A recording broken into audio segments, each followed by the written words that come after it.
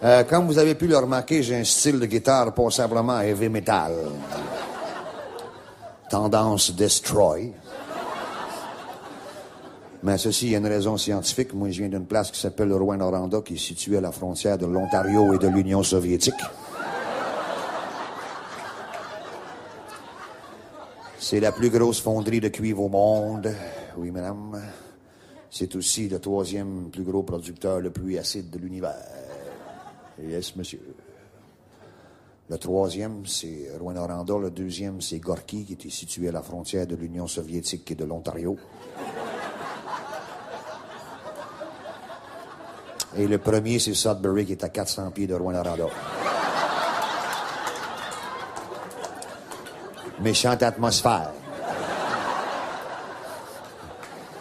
Il crache de ses cheminées depuis 1925 une tonne de soufre à la minute, SO2, qui se marie à l'eau de l'atmosphère, H2O, pour produire les pluies acides, H2SO4. C'est tout écrit ici.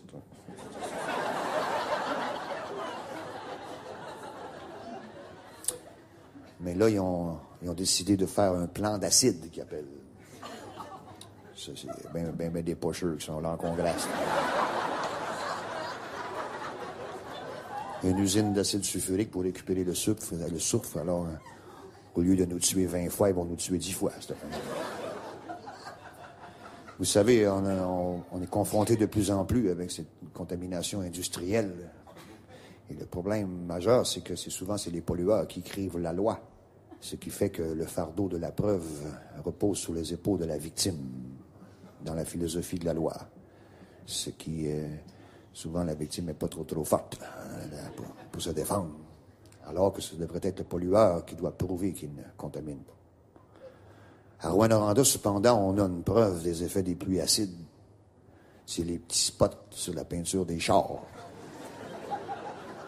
Des fois, la nuit, l'usine dégage un rush. Ça fait longtemps qu'on triple, là. Puis ça fait des petits picots sur la peinture des chars. Il y a une entente entre le garage Vanos puis la compagnie. Si t'as des petits picots sur ta peinture, tu passes au garage Vanos, puis ils vont soigner le bill de la compagnie, pas de problème. Nous autres, remarquez bien que ça ne nous dérange pas trop parce qu'on n'est pas peinturé.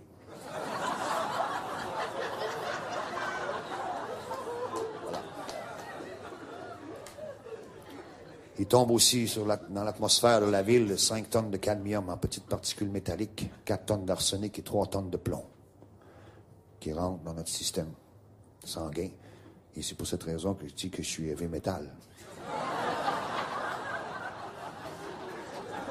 Je veux pas d'autre chose. Nous sommes à la barrière de la mine Noranda à l'été 1934. Une grève en pleine crise économique est menée par ceux qu'on appelait, quand j'étais petit, les fros. Les fros étaient une contraction du mot foreigners, qui veut dire étranger. À cette époque, les Canadiens français ne travaillaient pas dans les mines. Ils considéraient qu'ils étaient, pour passer assez de temps autour de la terre une fois morts, que c'était pas nécessaire de se presser. Ce qui a un certain sens. Les fros avaient fui la misère de toutes les Russies des années 20, des années 30. Les Ukrainiens, les Polonais aussi. Ils avaient pris le bateau là-bas, traversé la Manche pour arriver au Canada, à Halifax, où un agent d'immigration les accueillait. Welcome, suckers. Nous venons de découvrir dans le nord du pays une belle et grande région qui s'appelle l'Abitibi, et qui veut dire en indien là où ce que l'asphalte arrête.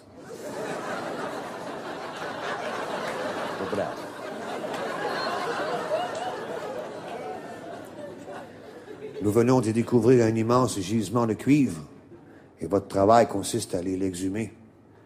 Et si vous faites bien ça, si vous ne contrevenez pas aux lois du pays, dans 5 ans, on va vous munir de papier d'identité. Telle était l'entente.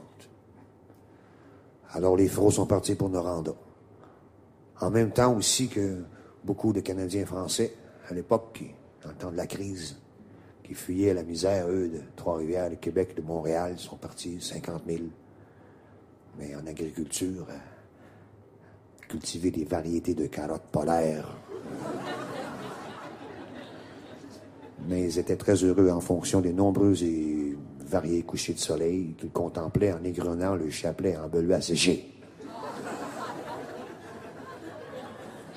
Les Fros ont travaillé un certain nombre d'années. Ils ont rencontré à un moment donné le gérant de la mine, qui s'appelle M. Roscoe. Roscoe était un type passablement refermé sur lui-même, qui avait acquis son métier d'ingénieur minier dans les mines d'or d'Afrique du Sud, au détour du siècle. Ce qui laisse supposer une certaine conception des relations industrielles. Après quelques années, ils sont allés voir M. Roscoe et ils ont exigé un certain nombre de points. Il n'y avait vraiment pas d'union, pas de syndicat dans ce temps-là, c'était évident. Premièrement, ils ont demandé un séchoir pour se sécher une fois très humide sous la terre. Dangereux. Deuxièmement, quand vous levez la cage à 5 heures, ne plus jamais oublier personne dans les galeries. Ce qui était courant à l'époque. Et troisièmement, un salaire qui tirait vers le salaire infinimum, si je peux m'exprimer ainsi. Alors, M. Roscoe, un type refermé sur lui-même, a refermé la porte et a appelé la RCMP. Et c'est là qu'ils ont envoyé pour la première fois dans l'histoire du Québec les grenades lacrymogènes sur du monde. Les Fros ont été arrêtés et amenés à Amos. Ils ont été reçus par le juge qui leur a demandé vos papiers. Ils ont été renvoyés chez eux. Et les Canadiens français qui sortaient eux-mêmes d'une terrible grève de bûcherons ont pris leur place à la Noranda. Les Fros.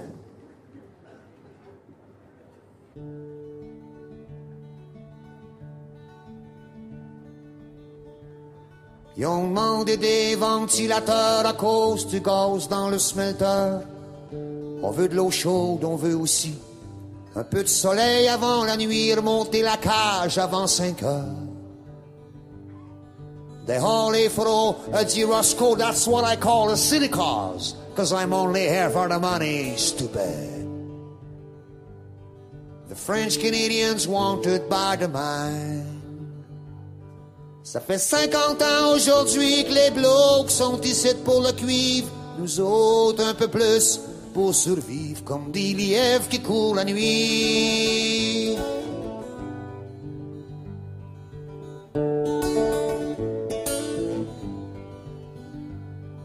À Montréal, aux Trois-Rivières, à Québec, y a rien à manger.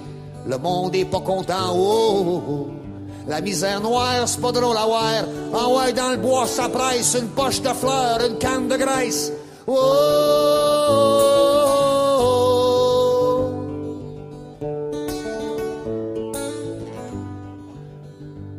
C'était l'Abitibi-Ballonné des années 1930 quelque. Il y aura du gong pour tout le peuple, l'espace de la liberté qui ont dit. Mais tu t'habitues à penser à toi quand la terre gèle en plein été.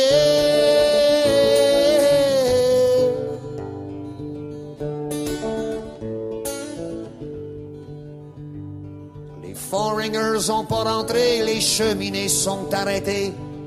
Qu'on a bien vu de Clérisy.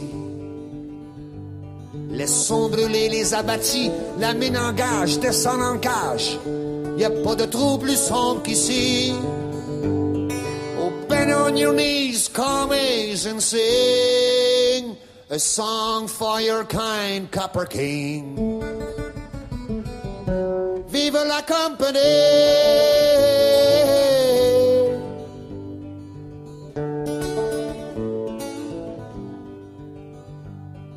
On n'aime pas longtemps un homme qui se plaint.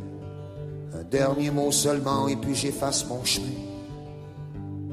Le jour où c'est qu'on me trouvera mort, enterrez-moi debout la tête dehors au soleil.